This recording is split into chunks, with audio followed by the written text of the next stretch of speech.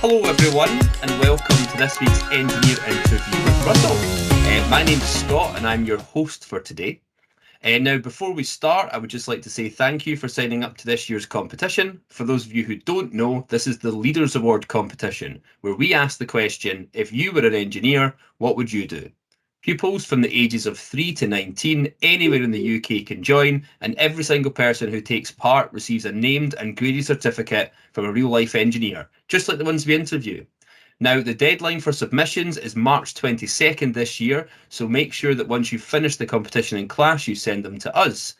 We're actually delighted to announce that we've got some free posts available for schools who are looking to submit their entries, thanks to that's been provided by our national partner Talus. So if you would like to see if your school's eligible, simply get in touch with your contact at Primary Engineer, and then they'll let you know how to take advantage of the service. Now, during these interviews, we're going to be speaking with engineers who work on loads of different projects, all of them showing the wonderful, interesting, and exciting things that happen when you work in engineering. Now, our special guest is going to start with a presentation all about his career in the engineering world of buses, and then we're going to follow that up with some questions. Once the presentation's finished, you can put your questions in the chat and we will ask them there. But for now, that's everything from me. I'm going to hand over to Russell to start the presentation. Okay, thank you, Scott. So, my name is Russell Mowat and I'm the Product Principal Engineer for the Enviro 500 bus with Alexander Dennis. So, I've been very, very lucky with my career. I've really only ever had two proper jobs. I worked with John Brown Engineering, who built ships and then built gas turbines. And then I moved to Alexander Dennis, who built buses. And the image there is as it says, it's the Queen Mary, which was built in Clydebank, alongside one of our Enviro 500s, which was built in Falkirk. And the picture's taken in Long Beach, California. So very proud of both jobs I've worked in. We've built buses for all over the world. So, you know, we've got buses on the screen there from Berlin, Singapore, New Zealand, Switzerland, USA, Canada, Mexico, Kuala Lumpur, and Hong Kong. So a fantastic variety. And as you might see from that, it's double deckers I do. So we do double decker buses for all over the world. And I've got colleagues who do UK buses and UK single deck buses. So it's an interesting mix. So when I was younger, as you can see, that's a picture of me and my dad when I was a little bit younger. I like to ride my bike. One of the things we used to do was get old bikes and make new bikes out of them. So I was interested in mechanical type things back then. I also like to take things to bits. One of the things I did, which wasn't very clever when I was young, is I took my sister's toy cash register to bits and found out it was full of loads and loads of springs and buttons. So that I wasn't very popular for that, because that had to go in the bin after I did that. But I was a bit more successful with bicycles. So I managed to make a bike I could ride backwards.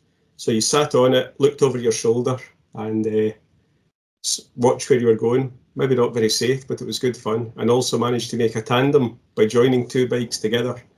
So I was interested in engineering from a young age. And then obviously still had to do things at school. So I liked maths, science, woodwork and metalwork. Not so good at some of the other subjects. I did struggle with English, but one of the things I discovered was it's really important. No matter what you do, you have to communicate with people. So I did have to put some extra work in for my English.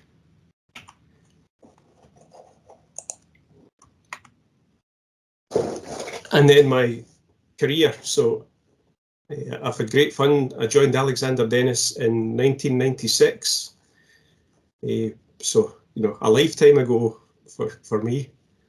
I started with manufacturing engineering, working with the guys on the production line to find out what was good about the engineering of the buses and what was bad, what bits went together well and what bits took them time and was a struggle.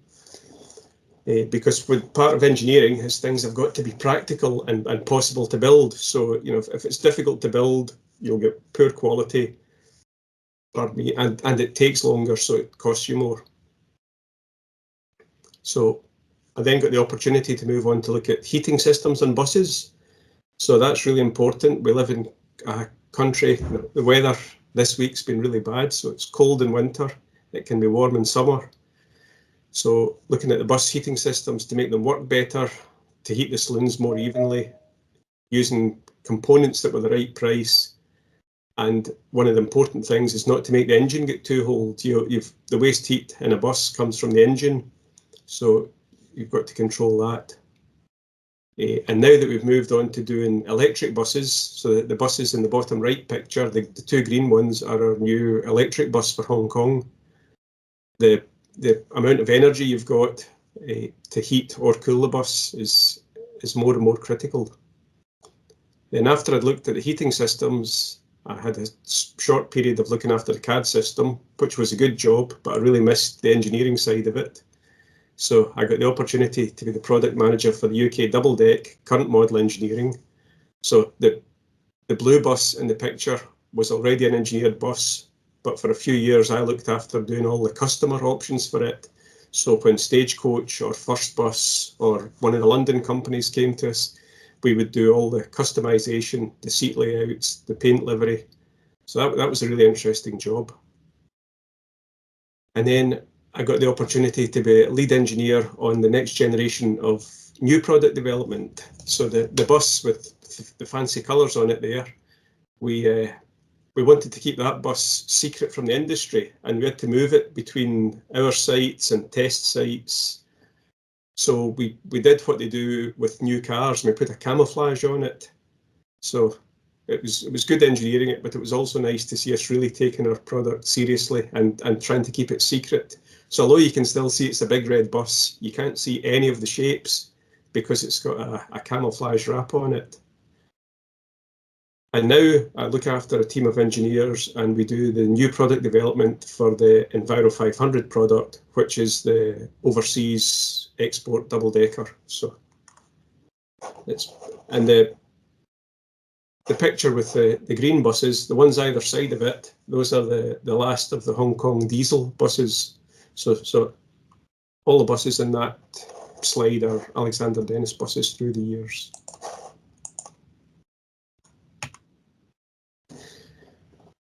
So when we're engineering a bus,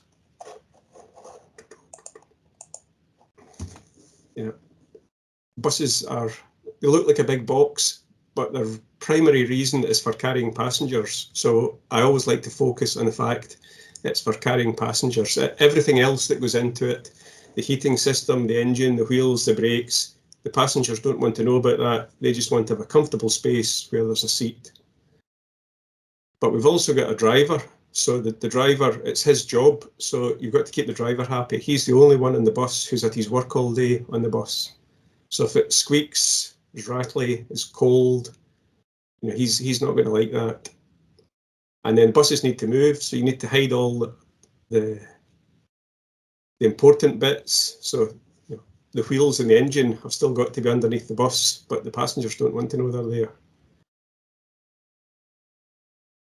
And some of the other stuff, clean's also nice. So you might think, what's an engineer got to do with it being clean? But if you make it with square corners where it's difficult to get a mop or a brush into, then there'll be dirt in the corner. So we try and make corners curved so that it's easy for the cleaners to clean them. I mentioned noise for the driver, but also noise for the passengers. So the engine is noisy. So we've got to put insulation and make sure that you don't get engine noise into the saloon. The weather, might surprise you how difficult it is to make a bus that doesn't leak. So we've got to get the roof not to leak and the windows not to leak. I already spoke about heating, and then reliability. We do an awful lot of work with customers and through our own testing with reliability, because if it breaks down or doesn't even get to you in the first place, that's not very good. And then safety. So we put a lot of work into safety. Buses can be used by all sorts of people. Some are very able-bodied, some less so, some maybe with good sight, not so good sight. So plenty of handrails, no sharp edges, make sure the handrails are contrasting colours. So, and then, you know, some of the more obvious safety things, like make sure the brakes are good enough and that nobody can get stuck in the doors. So lots and lots of testing and safety things to, and then the picture there, that's what we start off with. So over the next few slides, there'll be quite a lot of information on our Berlin bus, which we engineered and delivered. So this is what we start off with, which is just a drawing of the layout, and this is a drawing of the layout of the lower saloon of the bus. So it's got 2 staircases, it's got 3 doors, it's got 2 wheelchair spaces, it's got space for the driver, and it's got seats. So all that's been laid out by someone, and then the engineering team have to turn that into a full design for a bus.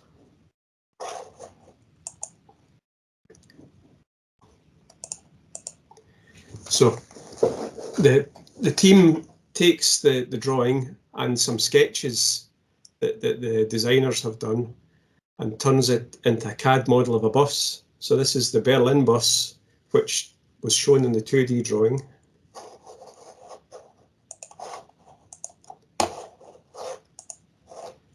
And then if I took the skin off it, it looks a bit like a monster there. You can see wires and seats and heaters, but that's the, so every single piece of the bus all the way through, I could keep taking layers and layers off. You know, you can see pipes and heating ducts and actual heaters themselves. So the tools and the time I've been here, because I've nearly 30 years I've done engineering with buses, and when I started it was paper and pens, and we've got to the level of 3D CAD to a fantastic level. And this project was the first time that we actually did all the wires and plugs and connectors. So it's really engineered to a very fine degree.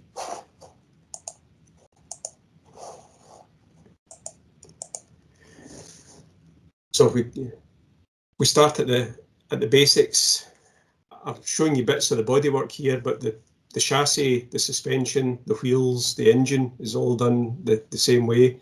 Here are the front staircase and the rear staircase and the dashboard of the bus in CAD. And then the same bits in real life. So both staircases have been fitted, and the box is over the front wheel, so the people in the bus don't know what's under it. But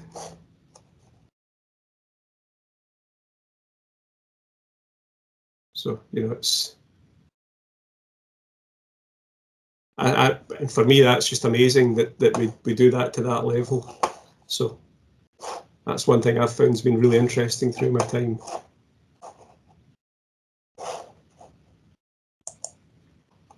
So, and then that's the finished bus in Berlin.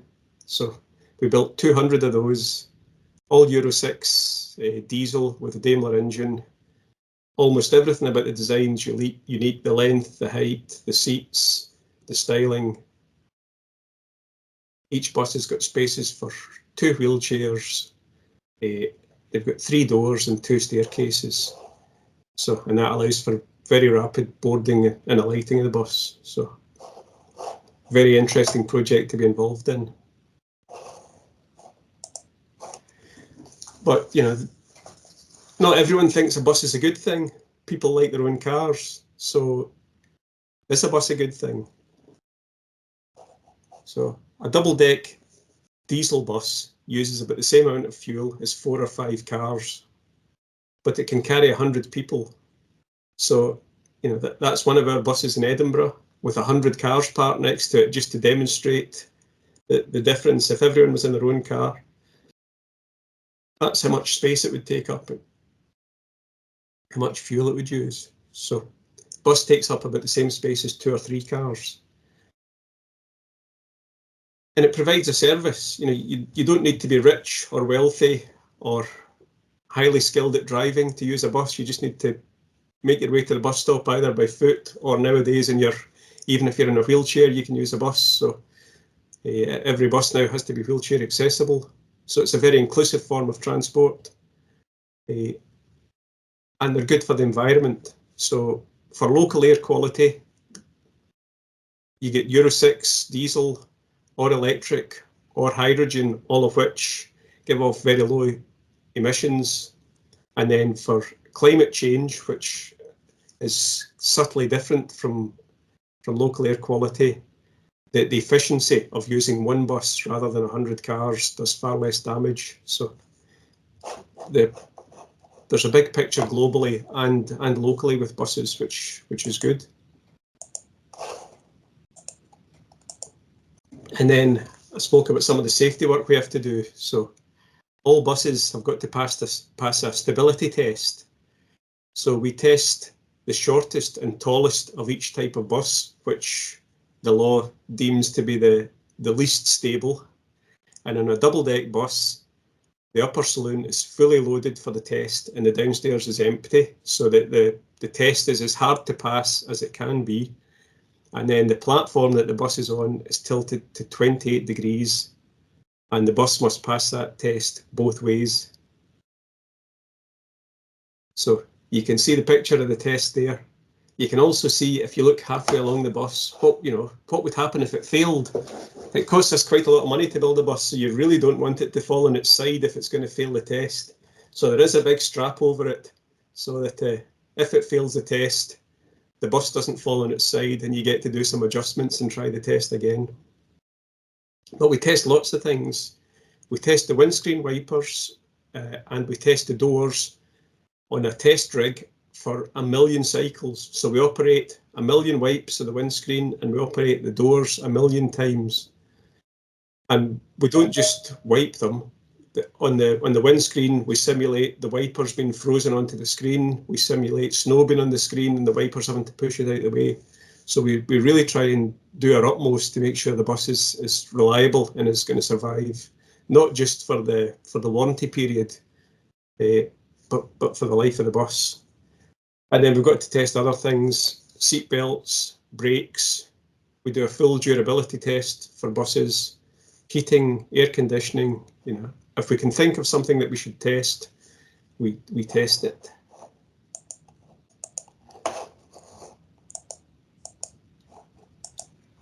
So this is windscreen demist or windscreen defrost testing on our latest electric double deck. So the screen was covered in ice, and then we set the heater on, set a timer, and see how long it takes to defrost. So if you look at the top, that was 54 minutes, so not very good. There's some more work for us to do there, but just an example of our testing.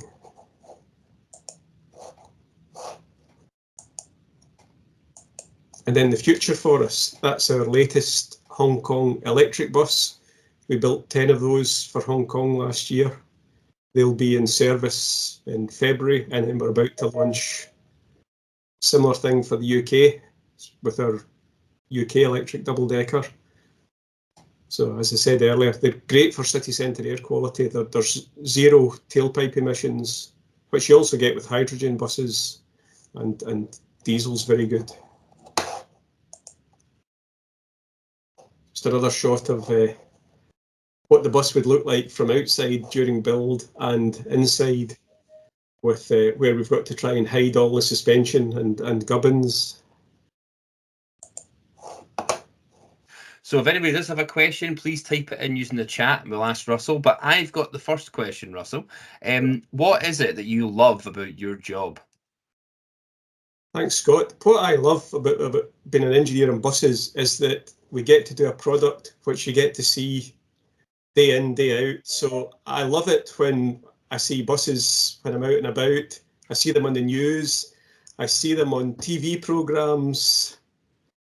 I just love that it's a product which is a real product which you can see and feel and goes out there all over the world. So yeah, it must be pretty amazing as well, because you saw it on a bit of paper to start with, and then all of a sudden it's out in the world driving past you. Yeah, you get to see them in the factory during build. So yeah, I love that it's a daily in-use product that we engineer. Brilliant. So we've got some questions coming in now, so I'm just going to move to them. So we've got this question comes from Colliston Primary School. How many buses have you built throughout your career? So I know in designing new products, you look at new ones, but you talked about buses all over the world, as well as the changes that have happened in 30 years. How many designs do you think you've gone through? Probably about 30 designs, but thousands of buses. So we build about 1,500 buses a year. Wow. So quite a lot. So, but Definitely seen loads. Probably about 30 designs of buses. Love it. That's almost like one a year as well. So it must be pretty fast moving. Yeah, it doesn't take as long. Yeah. So we've got some questions coming in as well. This one comes from Primary 3 in Mrs. Bain's class. They want to know, why were buses first invented? That's an excellent question. I think buses were first invented to move people cheaper and easier than horse and cart. We had a launch of our new product recently, and we had a 1906 Dennis Charabang bus, which could only take about 20 passengers, but still an awful lot faster than walking or going in a horse and cart. So, but back to the original powered wheeled vehicles. To get more people about, yeah. So we've got some more questions coming in here. This one's from Mrs. Black. So obviously it takes obviously we've seen what happens in the process of you designing a bus and it coming into reality and all the testing. So Mrs. Black class wants to know, how many engineers does it take through the whole process of developing and creating and producing a bus? It probably takes us about 40 engineers. We're split between body engineers, chassis engineers, electrical engineers, and software engineers. So about 10 in each of those for about a year to engineer a new bus. Wow, so you must work with some really interesting and sort of clever people then to sort of get all that through. Absolutely, and it's a big challenge to get everyone working together. The communication to make sure everyone knows what everyone else is doing.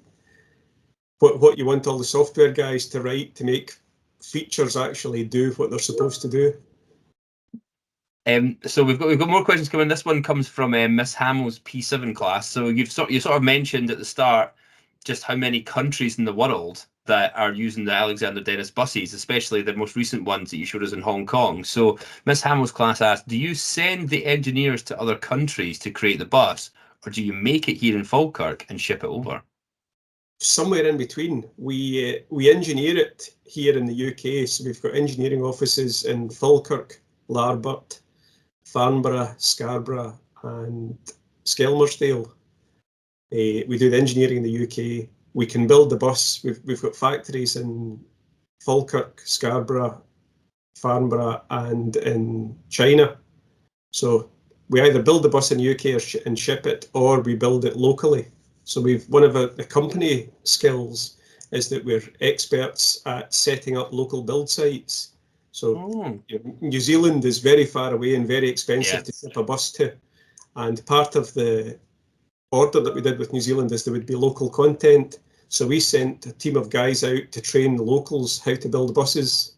And that's one of the things we do in various countries. We're about to start building in Vegas for the USA. Yeah, so definitely all over the world. Yeah, having a local site would definitely make sense. Yeah. But all the Berlin buses were built in the UK and shipped over. Brilliant. So one of the things as well, so obviously you said it takes like 40 engineers in a year to go through the process of designing and building a new bus. Miss Morris asks, what challenges have you had to overcome when designing the bus? Oh, that's an excellent question. There's all space. Space is one of the big challenges. I focused on my presentation about trying to hide all the things. That I think the great thing that Alexander Dennis has achieved is having a passion for the passenger space. So sometimes people will put a step in the gangway of the bus because they've got some pipes to get from the front to the back or some cables. It's always stopping things ruining the passenger space is always the challenge. So on our electric buses, we've got batteries and cables and pipes under the floor. but you don't want the passenger ever to know they're there. Yeah. So that space and keeping things out the way so that the passengers don't know they're there is always the biggest challenge. I can definitely say I've gotten bus many times in Edinburgh, and I just get on, sit on it, and then get off. I never think about everything that makes it actually move. So you're right, it does. It is safely hidden away. So we've got about 4 minutes left. So anyone's got any questions, please send them in. Well, this question comes from Wallace Stone, and it's about the testing that you showed us. So is every single bus that you design have to pass those tests, or is it just one of each model has to pass them? It's one of each model. That's a good test. So yeah, for things like seatbelt testing, it's not even a bus. We build a rig, same as the car manufacturers would do. We bolt a seat onto a part of the bus that we've just made as a local part and test it. But for brakes and tilt, it's a whole bus you need. So it varies, but it's just one bus that does the test. And then each bus is just checked at the end of the line to make sure it complies with what we did for the test. But yeah, good question. Brilliant. And then I really like this question. This question comes in from Harry McDonald. What do you think will be in the future for bus engineering? So you must have seen quite a lot of change since you started in 1996. What about the next 30 years? I didn't see electric coming as fast as it has come. Oh, wow. So hydrogen, we've done a small number of hydrogen buses, maybe they'll take off. It's difficult to get fuel for those at the moment. I think that the focus will be on emissions. I don't know what we're going to do. Electric's really good at the moment because you get zero emissions at point of use, but there's news, about where they have to go to mine all the elements for a battery. That there's never been a solution which didn't give you any problems yet. So I think with the focus on global warming at the moment, that it'll be on just emissions, low energy use, minimising use of harmful minerals and batteries and the likes. Because a bus nowadays still looks like a bus did 60 years ago. Generally, it's still a big box. Exactly, and as you say, it's how it actually moves rather than how you fit in it. So we've got time for a few more questions. I really like this question in from Strontain Primary School. One of them is, has a bus ever fallen over when taking the test, and how many tests go wrong? I think everyone's interested to imagine what it's like if that little cord doesn't catch it. But also, what inspired you to start as an engineer? You showed us what you were like when you were younger, taking apart cash registers, but also designing the bikes. So what inspired you to sort of start after that? A bus has never fallen over in the test. No, we're very careful not to damage a bus when we test it, because it ruins the rest of the testing if you break the bus. So no, we've always caught them. What inspired me to be an engineer?